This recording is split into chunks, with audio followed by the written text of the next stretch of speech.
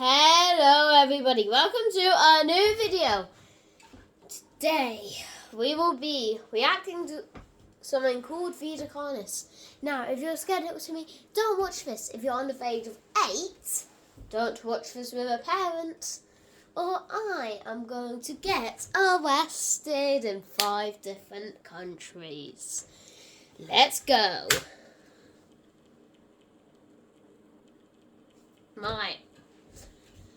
For that classified material, federal law provides several civilian. Let me read it.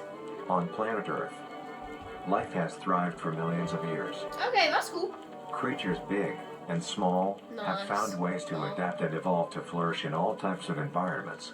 Nice. From barren wastes to lush forests, life can be found. Earth has owned these creatures since the dawn of life itself. R.I.P. Only until very recently, things have changed. Oh, nice. New life forms have appeared all around the globe and completely changing the balance of nature and what we know about evolution itself. Oh, nice. That is why we, at National Living Meat Research, have been studying these new species, trying to help educate everyone about these creatures and their wondrous ways of life. What? First, what are these new life forms? Since their explosive arrival across the globe in 1931, there has been much debate on what these newcomers are and where they came from. Timmies. Are they extraterrestrials coming to invade Earth? Or are they demons who come from hell to purge humanity? I think... From what our scientists have discovered, no. Oh. The origins of these creatures are solely to Earth, miraculously out of nowhere. We don't know why or how, but one thing is for certain, Earth is now their home. Nice. What these creatures are is mysterious and still not well known today. Okay. But here's what we do know. What? These creatures are comprised mainly of muscle tissue, organs, and bones. What about skin? They greatly resemble animals with no skin or store-bought meat. Because of these characteristics, they have been named accordingly as organic matter. But their main diet is composed of raw meat, not including their Carnis relatives. Oh, nice. The Carnis only appear in places where there is an abundance of crawl, which leads to the first creature of the Carnis species. Okay. The crawl. Ooh. The crawl is a growth of meaty tendrils that closely resemble the small intestine, the only difference being a dark red coloration. These tendrils grow in a similar pattern as vines, mold, or fungi. Okay, so it's... A primary stem structure is the host to divisions of other, smaller branches. And each tendril contains a variety of veins, arteries, and other similar organs used to transport nutrients absorbed from its surroundings. Oh, so it like has a heart. The ends of these tendrils are equipped with organelles used to absorb water and organic matter necessary for growth. The source of these organic materials is mainly found in dirt and soil on surrounding surfaces.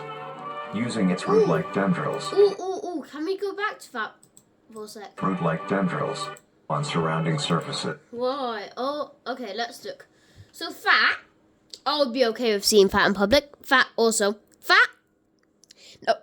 Now I am leaving this planet.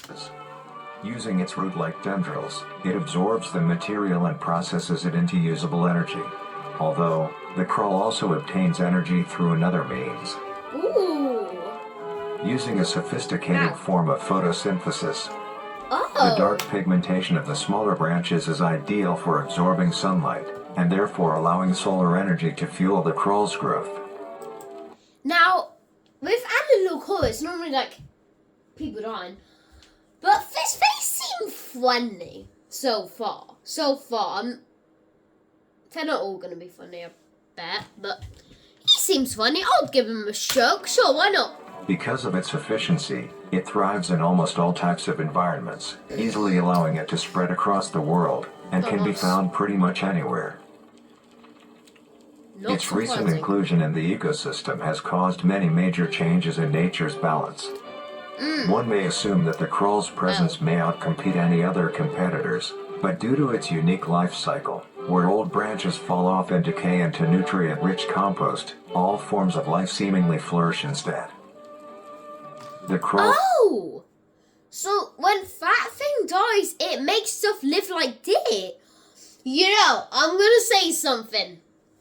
I I like quolls. Ow. I like them. I want a pet deer. First you get a pet quoll, and then you get a pet deer, and then a pet cow. Yes, infinite food. No. I mean infinite strokes. Abundance grants plenty of nourishment to all animals, from plants feeding on the decayed crawl, herbivores thriving on increased plant population, and carnivores feeding on both the abundant prey and are able to eat the crawl as well. Yeah, because The presence of all these animals leave behind waste, which will be broken down and consumed by the crawl, and the cycle begins again. Also, it just makes This infinite form of life. symbiosis leads to an environment where all populations thrive. Oh! Yo! Humanity That's also amazing! uses the crawl to our advantage. No! I'm not doing this. Let's just see it. It might give me free money. Because of the supernatural rate of growth and its richness in nutrients, it has been sustainably cultivated into domestic farms. The crawl is harvested and processed into fertilizer. That's us using it. Which greatly increases crop yield and quality. Woo! The crawl may also be used as a food source for humans, and reliably so. But due to its unkindly appearance and taste, it has yet to reach cuisine standards. Good. The crawl also plays a very important role in the next creatures that we have been studying. Sometimes, in a crawl-populated environment, a node of meat may develop on one of the branches. I want to see that. So, this, right, is meat. Then what's this? Oh, they probably mean like cooked meat or something like that. Just, animals eat that, so I guess a person can eat that. Oh, so it's that thing human needs. This node will fall off and grow into a functioning organism and go to live on as an independent animal. Oh, this leads us to the upcoming species that we will be discussing. The first of these creatures are the trimmings. Let's see. Made by... okay, well. Oh yeah. Credits. Give all the credits to the guy I just shown. I'll also put him on the video. Honestly, after this video, don't subscribe to me. Subscribe to him.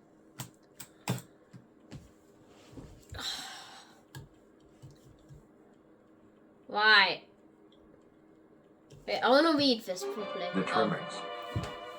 Right, Trimmings are small animals that resemble skinned raccoons.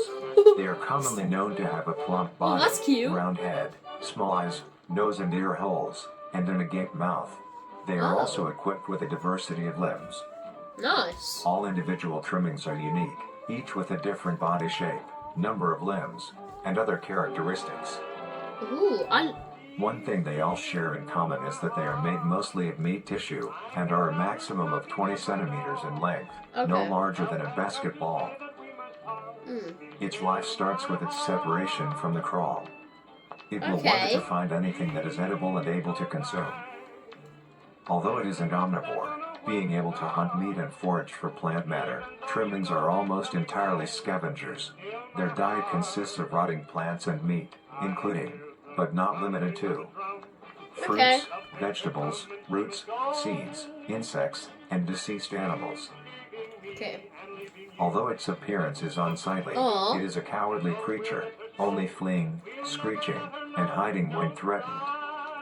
Because of its lack of defensive traits, it lies near the bottom of the food chain, making it easily overpowered and picked off very regularly by predators. I'm just gonna say something. Get a fur coat, put it in a fur coat. I'm gonna eat it. I'm gonna choke it. Naturally, its population would eventually die out. This is not the case. No! Oh, good. The crawl constantly produces a large quantity of trimming nodes, keeping up their numbers. Oh, good. Naturally, trimmings can be found wherever there is abundant same with crawl. Oh, yeah, okay, that makes sense. Trimmings grow at a decent pace, reaching maturity in around 7 months, having a maximum lifespan of 2 to 4 years. Oh, nice. Although they are plentiful, Humanity has no proper way to implement trimmings into society. Their overabundance has even considered them pests, due to them digging through trash bins and making excessive noise at night. Besides all of this, some people still keep trimmings as pets so and that's what I'm relatively gonna do. domesticate them. Nice. Nuisance or not, trimmings are a wondrous creature. From their plentiful numbers to their skittish nature, they are truly a thing to behold. Okay. The next species on our list is Like that. the meat snake. Okay, well, full credits to Darien Quillboy.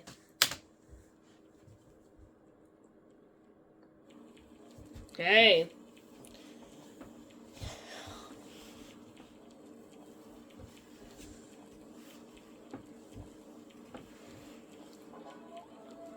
The meat snake. The meat snake is a worm-like creature, made of a variety of types of meat, coated in a transparent, skin-like membrane. Its size varies during its lifespan, depending on how much it consumes. When it first separates from the crawl, it is only a few centimeters in length. Oh. Eventually, it will reach an average length of 5 meters. Although, under extreme conditions, like natural disasters, war, or plague, it can greatly surpass this length. Oh. The meat snake's diet consists entirely of dead animals or parts. A meat snake is incapable of consuming a healthy, living organism. The meat snake locates its food by using a tongue-like organ covered in sensors to touch and feel its environment. The sensors catch particles of decaying meat, notifying the meat snake that there is food nearby.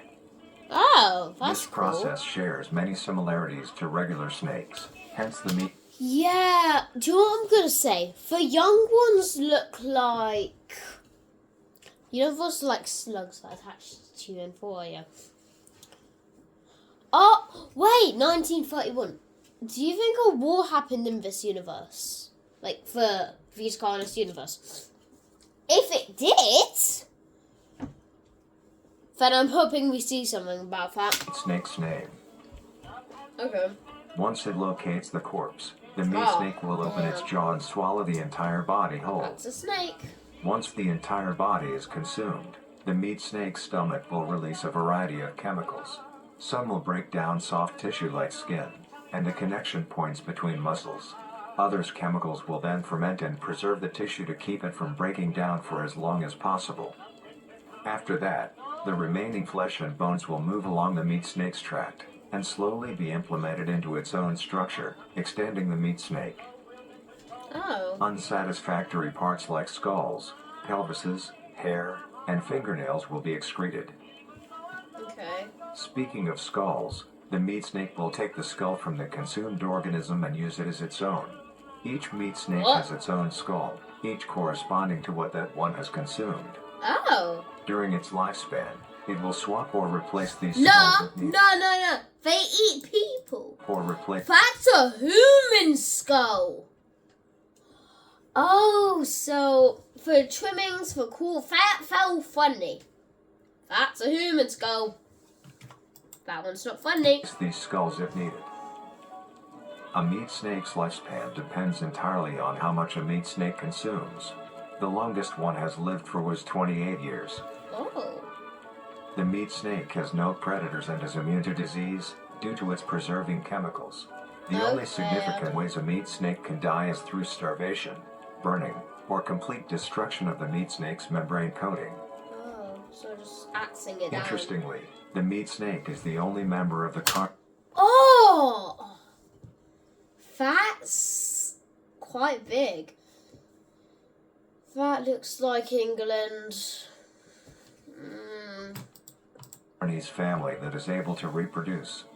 When a meat snake reaches an excessive size, and is in the conditions to do so, it will commence mitosis, splitting itself in two. Then the new two meat snakes will go on their separate ways and live on as two distinct organisms. Buddy. Even William Afton is confused. Temperature climates, not too hot, not too cold. Okay. Their population depends entirely on the amount of corpses available. Where there is death, there are meat snakes. Yeah. Okay. Humanity will use them to our advantage. Oh. Meat snakes are a very efficient and clean way of disposing of any meat products. Oh, The preserving okay. fluid within the meat snake's body disinfects the carrion, preventing the spread of disease. Humans use meat snakes in butcher shops as a waste bin, dispose roadkill, within war on the battlefield to dispose of festering bodies and parts, and within zoos to dispose of deceased animals.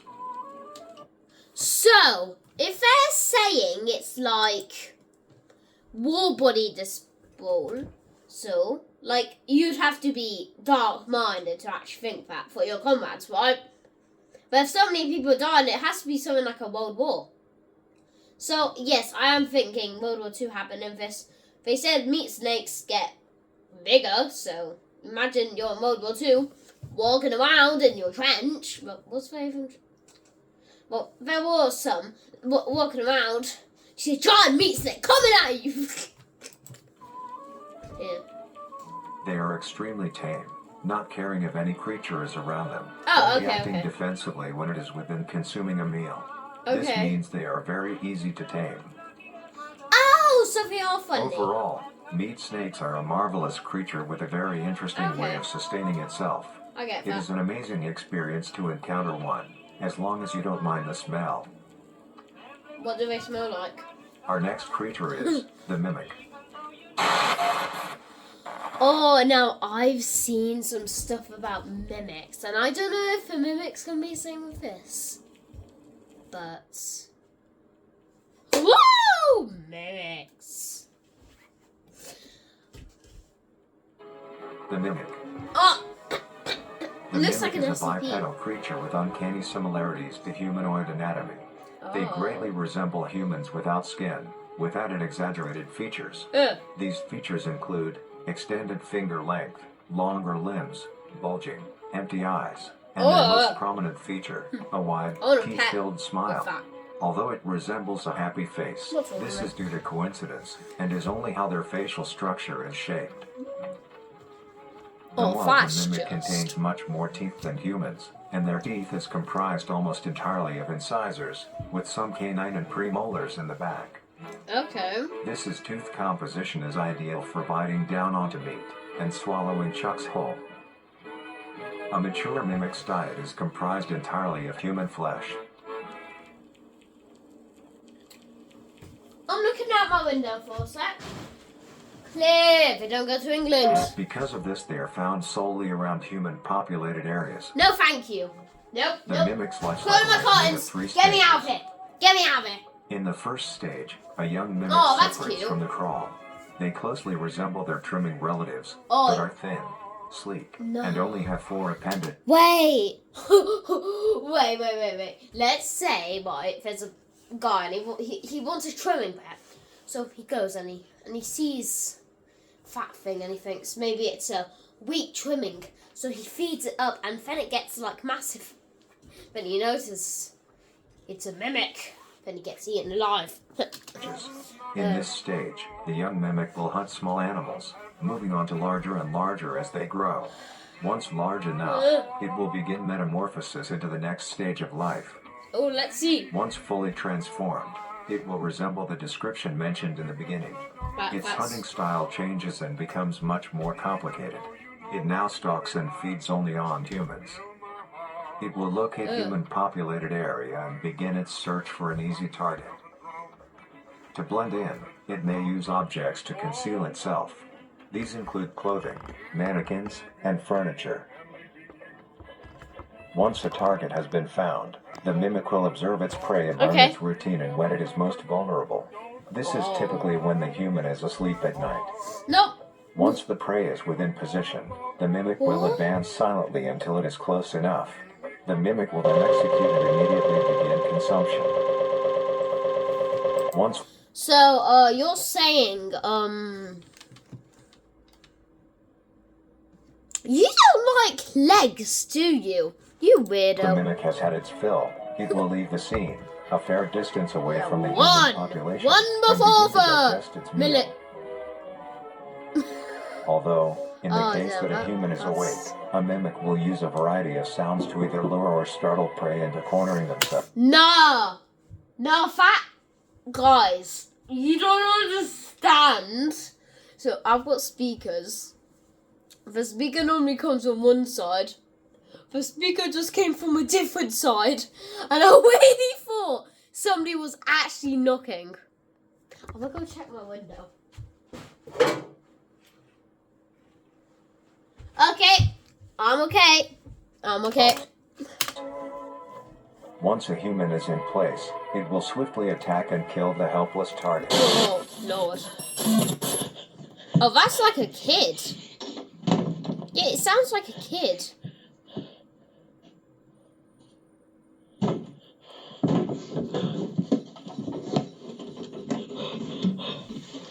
Nah.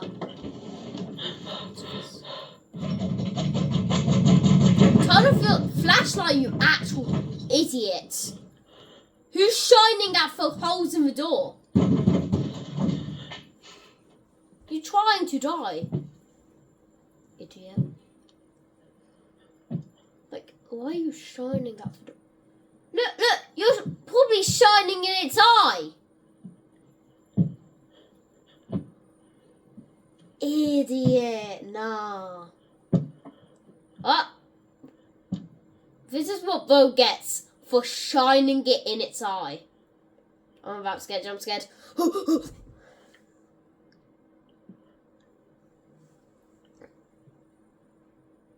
does it get for shining in?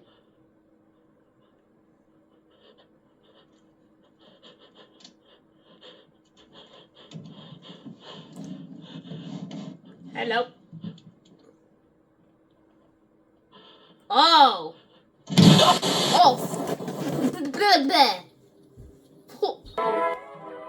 Okay. The next stage of the mimic's life cycle has two potential morphs it may develop into. Oh. If a mimic has a consistent supply of food, it will develop more human-like features. It will grow skin, hair, and by the end will look nearly identical to a human being. No. It now can blend entirely into civilization and lure other humans more effectively. Oh, that's... The second type of morph happens when a mimic receives an overabundance of food. It will grow into a larger, more evolved hunter. Its proportions will increase in length, and its humanoid features will fade away. It grows a thick, dark coating of a flexible skin, which is highly durable, and increases in strength the more the elder mimic consumes. This excludes the face, which is now coated in a pale pink skin.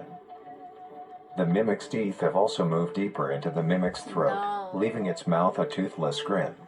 Oh. It uses the dark hue of its skin to hide seamlessly within a dark environment. Its skills have also been heightened. This makes an elder mimic one of the most efficient predators on the planet. Because of the obvious threat this poses on humanity, nations around the world have released instructions on how to be able to fend for yourself in a mimic encounter. Here are the instructions. 1. Avoid going out alone if your location is known to have mimics, or there have been mimic sightings. 2. Okay. If you encounter a stationary mimic, seemingly unfazed by your presence, quietly leave the location and alert your local authorities. Okay. 3. If pursued by a mimic, get yourself into a position where you are able to flee. Mimics will rarely attack if a person has a clear escape route. Oh. 4. Okay. In the event that you have been cornered by a mimic, roll into the fetal position, protecting your neck, face, and vital organs from attack. Make as much noise as you can to alert any other people. 5. If you have a weapon, do not use it. A mimic is fairly Hey, you didn't tell us how to survive before. Anyway. resilient, and any strikes or shots on a mimic is not effective enough to bring it down in time. Instead, use it as a barrier between you and the mimic to block any attacks. Then 6. run away. In a situation where a mimic is hunting in the immediate area, and is not aware of your position, hide somewhere low, like under a bed or behind other furniture. A mimic will not linger too long to search for prey, and will move on. Be safe, and avoid any encounters with a mimic at all costs. Okay. Next up, the Harvester. So, oh, one final thing before it ends. Yes. Oh. This is for same idiot because of flashlight. Do you hear that? Yummy, yummy! Okay, well, that's the end of it. Full credit to him, by the way. Full credit to this video. Yeah. He made it. He made it. He made it. Look. Made by, and then his name. Okay, so if you liked this video, go subscribe to Darian Quilloy. Bye bye. Have a nice day.